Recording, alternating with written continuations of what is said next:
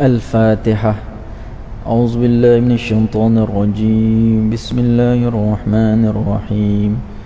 الحمد لله رب العالمين الرحمن الرحيم مالك يوم الدين إياك نعبد وإياك نستعين اهدنا الصراط المستقيم صراط الذين أنعمت عليهم غير المغضوب عليهم ولا الضالين آمين. أعوذ بالله من الشيطان الرجيم. بسم الله الرحمن الرحيم. إن الحمد لله نحمده ونشكره ونستغفره ونستهديه ونتوب إليه ونعوذ بالله من شرور أنفسنا ومن سيئات أعمالنا. من يهده الله فلا مضل له ومن يضلله فلا هادي له.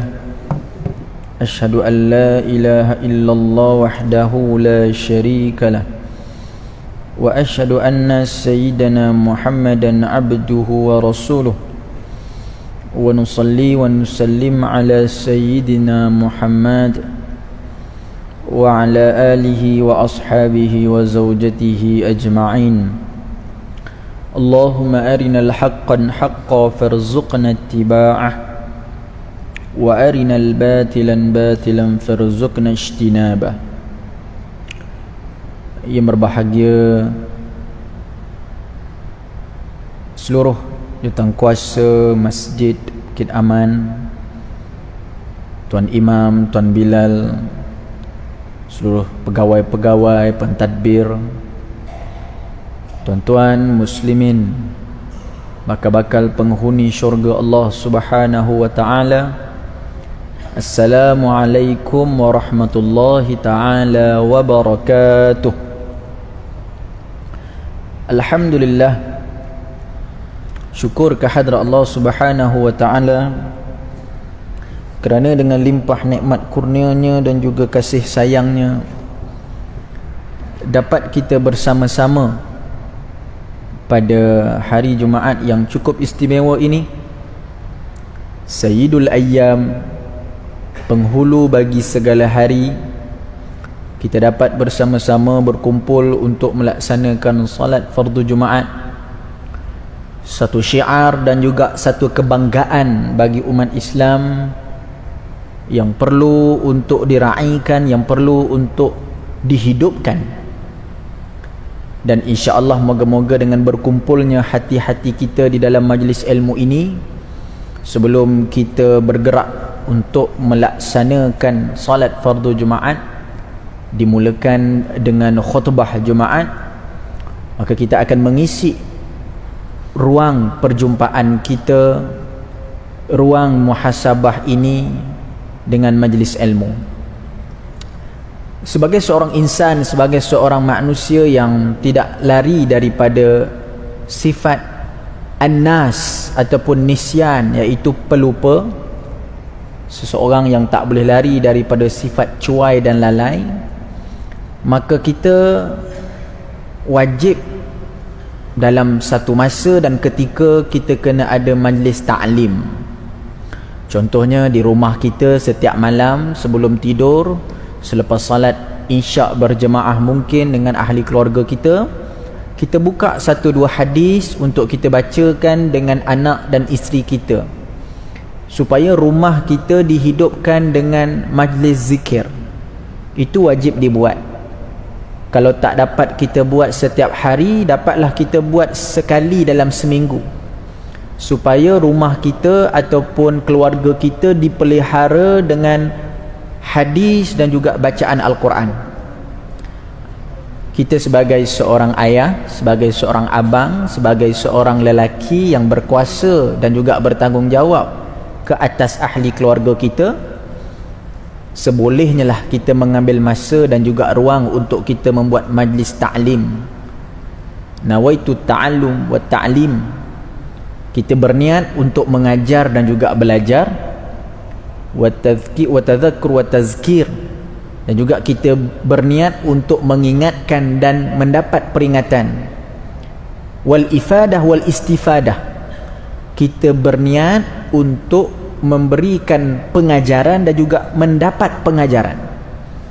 Jadi kalau boleh, sebagai permulaan untuk masuk, kiranya lah kita nak tamat 2020, nak masuk ke tahun 2021, kita boleh letakkan dalam jadual harian kita, mesti ada satu masa kita bacakan hadis-hadis Nabi yang ringkas-ringkas, yang 1-2 ayat dapat didengar oleh anak dan isteri kita di rumah. InsyaAllah, percayalah kalau dapat kita amalkan, ada keistimewaan yang Allah Ta'ala akan beri kepada kita. Perlindungan kepada ahli keluarga kita, penjagaan daripada Allah, pemeliharaan Allah kepada anak-anak kita yang mungkin sukar untuk kita jaga pada waktu kita tak nampak di hadapan mata. Dalam suasana dan juga ketika-ketika ini, kita perlu juga penjagaan dan juga perlindungan daripada Allah Subhanahu Wa Ta'ala. Tuan-tuan rahmati Allah, hari ini kita nak berbicara tentang negeri akhirat, taman syurga. Allahumma salli ala sayyidina Muhammad. Bila kita sebut tentang syurga Allah, itulah negeri abadi yang akan sama-sama kita duduk dan diam pada waktu yang akan sampai ketika nanti. Kita di dunia ini ramai yang bercakap, ramai yang berkongsi, ya betul, bahawa kita hidup dalam keadaan yang sangat singkat. Kalau kita bertanya dengan orang yang berumur 70 tahun, umur yang 100 tahun, kita tanya, Pak Cik, agak-agaknya lama tak proses sehingga nak sampai ke 70 tahun, 100 tahun ni berapa lama agaknya? Agak lama ke macam mana? Dia kata tidak. Pejam celik dah 100 tahun dah. Pejam celik dah 70 tahun dah umur. Tak sedar-sedar tengok-tengok, tiba-tiba anak dah besar. Tiba-tiba dah ada cucu. Tiba-tiba badan dah mula berkedut. Tiba-tiba badan mula dah tak larat. Kita dah tak akan sedar ataupun kita dah banyak lupa tentang apa yang kita lalui dalam hidup kita. Apa maksudnya? Maksudnya kehidupan kita ini sangat-sangat singkat.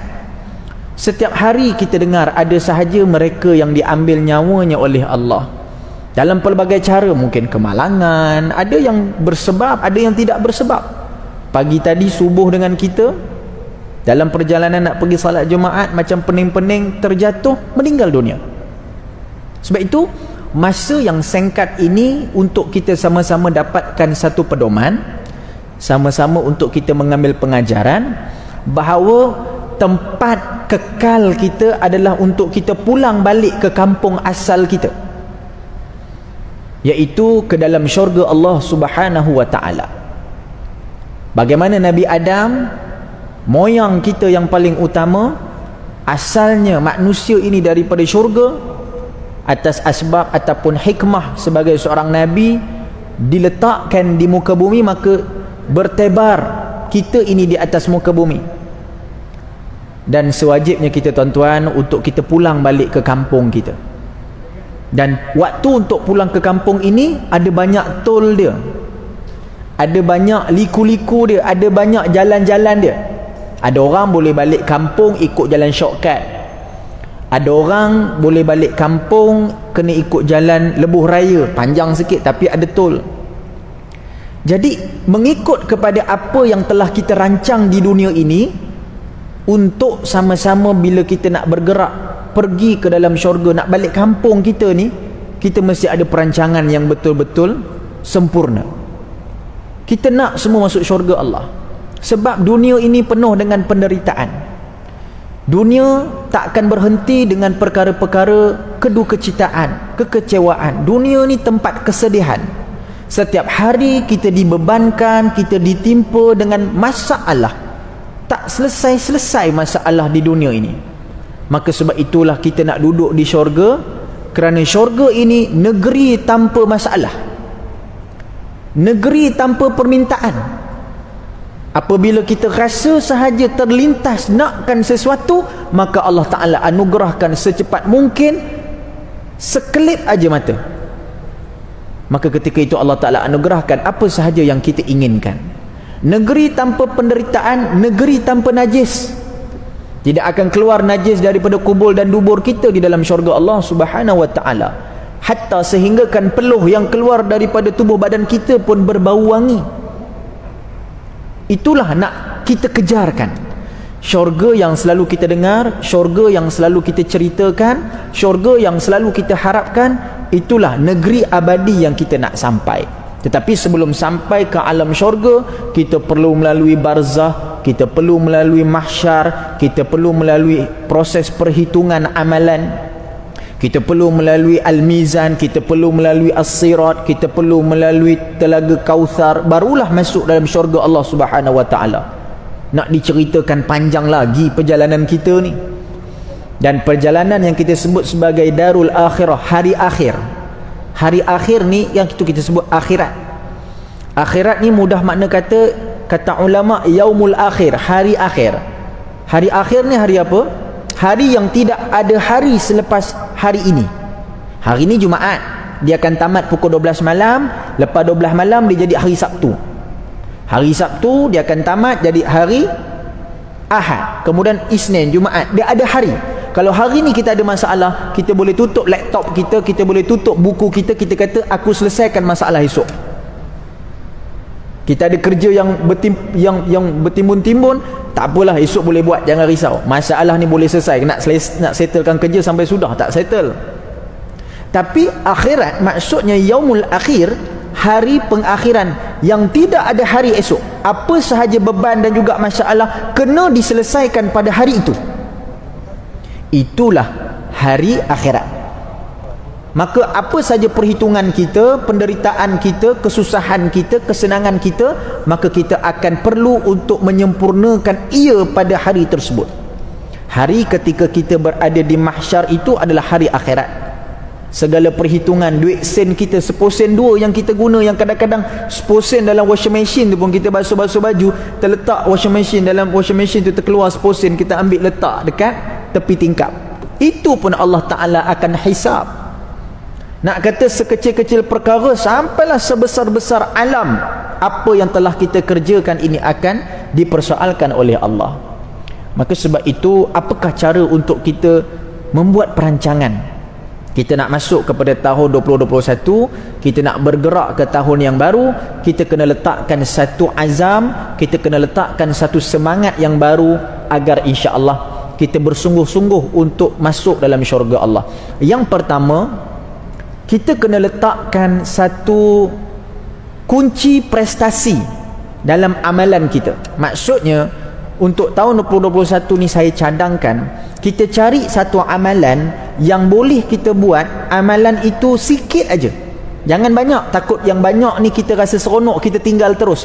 Sebab Allah Ta'ala suka satu amalan yang sedikit tapi berterusan, daripada satu amalan yang banyak tapi terputus di tengah jalan. Jadi saya mohon, saya cadang agar kita cari satu amalan. Amalan ni yang betul-betul ikhlas, yang orang lain tak nampak, orang lain tak tahu, orang lain tak dapat nak puji kita sebab nak jaga ni, nak jaga kesucian amalan tersebut. Jadi amalan ni kita buat sedikit tetapi dapat kita panjangkan secara berterusan sehingga akhir tahun. Ada kawan saya, setiap tahun rupanya sejak daripada tempoh 6 tahun yang sebelum ini, sejak daripada 2014, bila akhir tahun aja, akhir tahun je masuk saja bulan Disember, sebelum 31 Disember tu, makna 28 29, kita selalulah kerja pejabat ni, kita tutup akaun, kita nak audit, nak apa segala macam. Dia pun begitu juga, dia tutup buku amalan dia. Oh, dia ada buku amalan je. Ingat malaikat aja, Rokib Atid aja ada buku amalan ni, rupanya dia pun ada. Saya pun seronok, macam menarik nak tahu ni. Saya pun duduk dekat dengan dia. Macam mana buku amalan kau ni? Oh, rupanya bila buka, dia letak semayang subuh jemaah sampai isyak 5 markah. Kalau hari tu dia dapat subuh 1, Zuhur 2, Asar 3, Maghrib 4, Isyak 5. Jadi hari tu 5/5. Jadi hari tu ada lagi sedekah dia, baca isu semasa, fikir pasal Islam, baca Al-Quran 10 ayat. Jadi kalau dia baca 5 ayat, dia dapat 5/10. Bila cukup satu hari, memang hari-hari dia buat. Kalau hari yang tertinggal tu dia ingat, dia konsisten. Sebab dia takut nanti ada satu hari dia lalai, dia lupa nak buat tu. Sampai saja akhir tahun dia buat markah. Bila dia buat markah tu, tiap-tiap tahun saya tengok 80, 90. Ni dia buat sendiri. Bila tengok 80 ni, alhamdulillah A juga markah aku.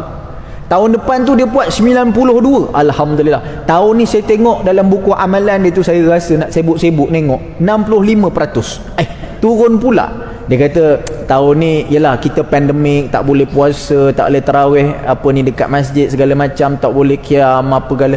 Itulah yang kita buat kurang sikit markah. Tu tak apa. 65 markah, bawah tu tulis darurat. Ataupun kita kata pandemik.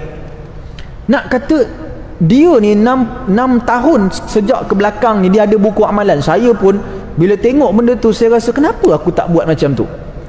Sebab kita takut, kita shock sendiri dengan amalan kita.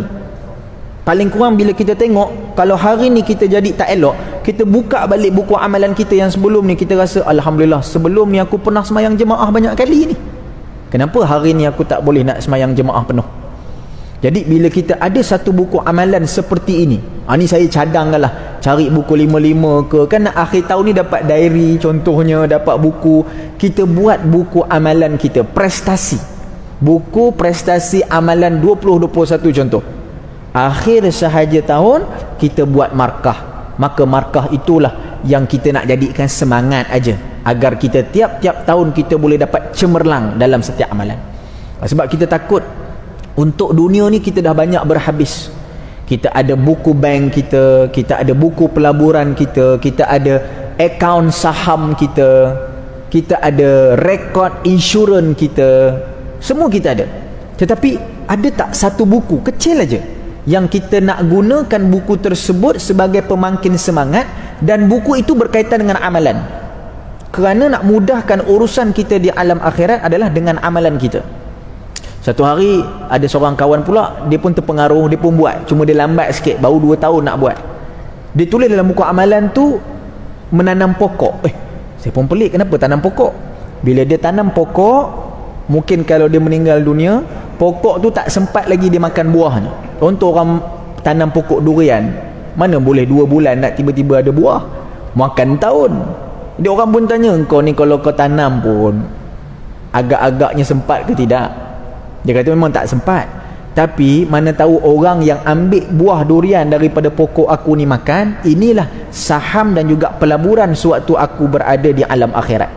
Jadi benda-benda seperti ini kita boleh buat agar kita ada satu buku prestasi amalan yang dapat kita jadikan semangat supaya kita rasa betul-betul ada ketulinan ketika mana kita melakukan ibadat. Yang kedua, apa yang kita boleh buat adalah bagi menjaga hubungan kita dengan Allah, bagi menjaga cita-cita kita untuk melangkah masuk dalam syurga Allah, kita kena ikut apa yang Nabi sebut, afshus salam wa tat'imut ta'am wasilu silatil arham wasallu fil laili wa nasun niyam. Ini 4 perkara yang sangat simple, yang kalau kita boleh buat, Nabi kata apa? Tadkhulul jannata bisalam, masuklah kamu dalam syurga Allah dengan sejahtera.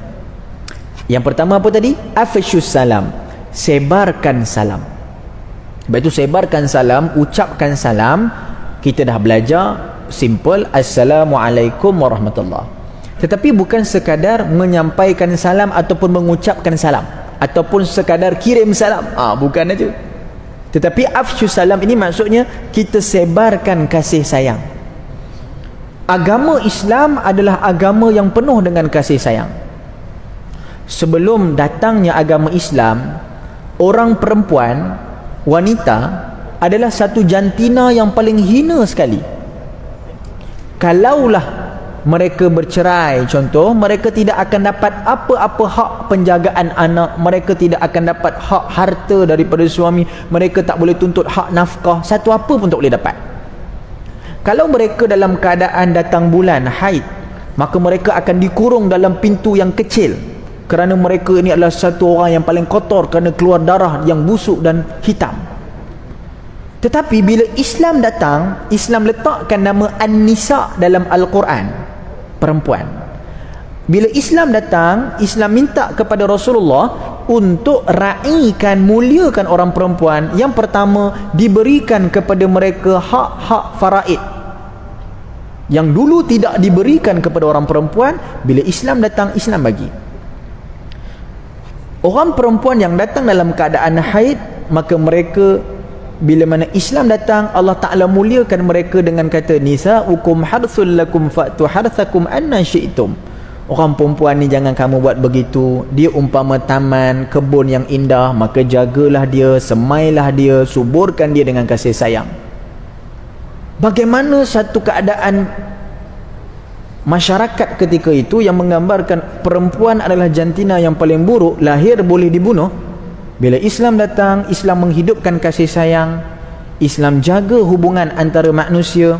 Inilah yang mesti untuk kita panjangkan, iaitu Islam adalah agama kasih sayang. Kita kena jadikan contoh agama ini kepada seluruh masyarakat. Tunjukkan contoh yang terbaik kepada seluruh masyarakat bahawa agama ini adalah agama kasih sayang. Itu maksud assalam. Itu assalam ini bukan sekadar bagi salam assalamualaikum, tapi assalam itu nama Allah. Assalam itu di antara 99 nama Allah, satunya nama assalam, iaitu kesejahteraan, kasih sayang. Itu kalau kita ini tanpa hidup kita tanpa ada kasih sayang, maka negara kita akan hancur, komuniti kita akan hancur, anak-anak kita akan hancur. Dan di zaman akhir zaman ini adalah zaman yang kurang kasih sayang. Kalau kita pergi kedai makan, dalam satu keluarga semua tengok telefon, betul tak? Masyarakat kita sedang nazak, anak-anak kita sedang nazak. Nazak dengan apa? Nazak dengan satu kehidupan yang tidak sama seperti mana ibu ayah kita membesarkan kita dahulu. Ibu ayah dulu tengok anak-anak, dia tahu parut, lebam, sekecil-kecil merah sampailah sebesar-besar warna hitam. Mak dan ayah akan tegur kita, walaupun ayah tadi kerja pagi balik malam, kerja di bendang, badannya penat, dia panggil kita, man, aku nampak parut dekat pipi kau tu, siapa buat? Kau jatuh ke? Tapi hari ni kadang-kadang anak kita datang mengadu, ayah ni saya ada lukis ni, Along ada lukis gambar, okey cantik, okey. Kadang-kadang respon kita menyebabkan anak-anak akan menghidupkan tidak ada kasih sayang pada waktu akan datang. Sebab itu kadang-kadang saya pun rasa seperti kita sedang diikat dengan satu perkara yang kita sebut hilangnya kasih sayang. Sebab itu tuan-tuan rahmati Allah, balik ni kita tengoklah anak-anak kita. Iaitu bila kita sebut pasal kasih sayang kan, anak-anak, sebenarnya nikmat kita dapat tengok anak kita. Ayah saya seorang yang buta. Ayah saya tak dapat melihat. Sampai ke hari ini saya nak sangat ayah saya tengok kejayaan saya. Mungkin saya tak adalah kejayaan yang sama seperti orang lain yang lebih hebat, tapi paling kurang saya nak ayah saya tengok piala-piala waktu saya kecil-kecil saya berlari dapat nombor 1. Saya nak ayah saya tengok kereta yang saya beli. Saya nak ayah saya tengok rumah yang saya beli. Saya nak ayah saya tengok anak-anak saya, cucu dia yang comel-comel. Tapi Allah Ta'ala tarik nikmat tu, ayah saya tak dapat melihat. Kadang-kadang ada satu waktu saya bertanya kepada dia, agak-agak abah, dekat syurga nanti Allah Ta'ala bagi tak balik mata abah?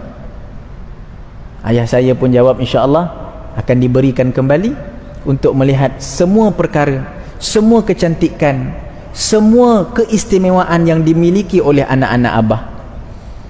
Sebab itu tuan-tuan, kadang-kadang bila kita jauh untuk melihat prestasi, kehidupan, perkembangan anak-anak kita, kita kena rasa betapa besarnya nikmat dapat melihat apa yang telah kita miliki pada hari ini. Jangan kita bandingkan kehidupan kita dengan orang lain. Jangan kita lihat apa yang dimiliki oleh orang lain.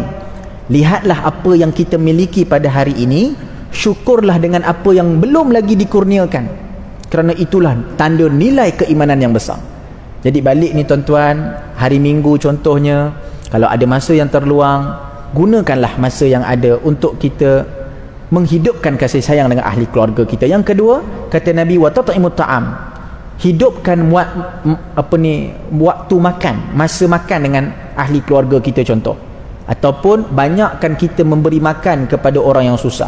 Ini antara amalan yang paling mudah untuk kita masuk syurga. Banyakkan bersedekah. Jadi kalau tuan-tuan nampak tabung ke, saya nampak tabung kat masjid ni dipakai e-wallet, Allah lagi senang. Tak payah kita nak keluar cash, takut keluar cash nanti tersalah masuk. Poket kanan yang warna biru, poket kiri warna ungu, termasuk pula yang warna ungu tadi. Jadi takutlah kan. Ada yang takut, tapi kalau yang nak masuk ungu tu lagi bagus. Dia nak pakai e-wallet, kat situ pun lagi senang. Ada macam-macam aplikasi. Jadi tanda nak mudah masuk syurga Allah dengan kita banyak menyumbang, banyak bersedekah. Lagi-lagi di masjid kita yang cukup indah, yang cukup istimewa ni. Yang ketiga tuan-tuan, sambungkan silaturahim. Wasilu silatul arham. Hubungkan tali persaudaraan. Sebab itu di akhir zaman ni kita jangan banyak bergaduh, jangan banyak berpecah, jangan kita menghina antara kita kerana benda-benda yang kecil dan benda-benda yang terpencil. Sebab itu hidupkan kasih sayang dengan bersilaturahim. Sekarang ni bukan masa dah untuk kita berpecah belah, bukan waktunya untuk kita bergaduh, berselisih, bukan waktunya untuk kita mengatakan orang itu tak elok, orang ini tak bagus. Tidak. Waktu ini untuk kita menghargai semua manusia agar silaturahim dapat dipelihara. Yang keempat, ini amalan yang penting. Di saat kita berdepan dengan suasana kehidupan yang penuh dengan cabaran, ini antara rawatan yang paling mujarab sebagai penutup. Wasallu fil laili wan nasu niyam. Tuan-tuan, jangan tinggal untuk buat semayang malam. Jangan tinggal untuk buat qiyamul lail. Kalau sebelum ni belum buat, kita kena buat. Kalau sebelum ni dah buat, alhamdulillah. Terus buat, jangan tangguh-tangguh, jangan tinggal-tinggal. Tuan-tuan, subuh 5.45 contoh.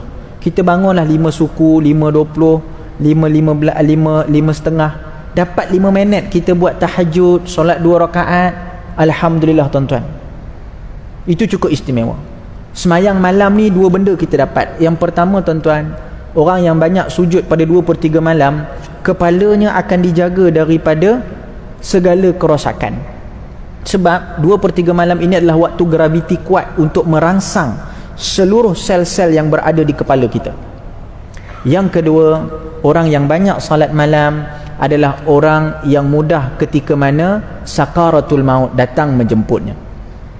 Sebab mati ni tuan-tuan, sakit yang tak boleh nak diceritakan. Maka Rasulullah pun diuji dengan sakitnya kematian, apatah lagi kita. Maka kata ulama, kata para sahabat, kata Nabi SAW, untuk mengurangkan kesakitan ketika sakaratul maut, banyakkan salat malam. Salat malam tuan-tuan, rawatan yang paling mujarab bagi orang yang ada banyak tekanan. Zaman sekarang ni zaman depression, zaman anxiety, trauma dan sebagainya. Jadi insya-Allah salat malam. Adapun yang melakukan kerja di waktu malam, itu juga ibadat. Niatkan untuk qiyamul lail. Ramai di kalangan kita yang mungkin kerja malam, shift malam, yang terpaksa kerja, walaupun kata malam waktu tidur kau kerja buat apa, malam itu kita kerja cari nafkah, itu juga dikira ibadat. Jadi niat, ya Allah, aku bangun bekerja malam ini untuk qiyamul lail, dapat juga pahala bangun malam. Jadi sekarang itu sahaja yang boleh saya kongsikan, dan jawapan kepada empat perkara yang Nabi sebutkan tadi, masuklah kamu ke dalam syurga Allah dengan sejahtera. Maka insya-Allah moga-moga itulah impian kita, cita-cita kita untuk melangkah masuk ke dalam syurga Allah Subhanahu wa taala dengan gembira. Masuknya kita dengan sejahtera, dan itulah negeri kekal abadi yang kita nakkan sangat, yang kita inginkan sangat, untuk bergembira di dalam istana syurga yang cukup indah, yang cukup megah, yang cukup istimewa bagi kita. Wallahu ta'ala a'lam. Terima kasih kepada pihak pengurusan masjid yang menjemput saya pada hari ini. Terima kasih kepada seluruh hadirin yang hadir. Moga-moga Allah Subhanahu wa taala memberikan kebaikan pada pertemuan ini atas hikmah dan asbab. Moga-moga kita akan bertemu lagi pada waktu yang akan datang, bersilaturahim dalam suasana yang indah tidak di dunia ini. Insya-Allah bertemu kita di dalam syurga Allah Subhanahu wa taala. Wallahu taala a'lam. Aqulu qawli hadza wa billahi taufiq wal hidayah. Wassalamu alaikum warahmatullahi taala wabarakatuh.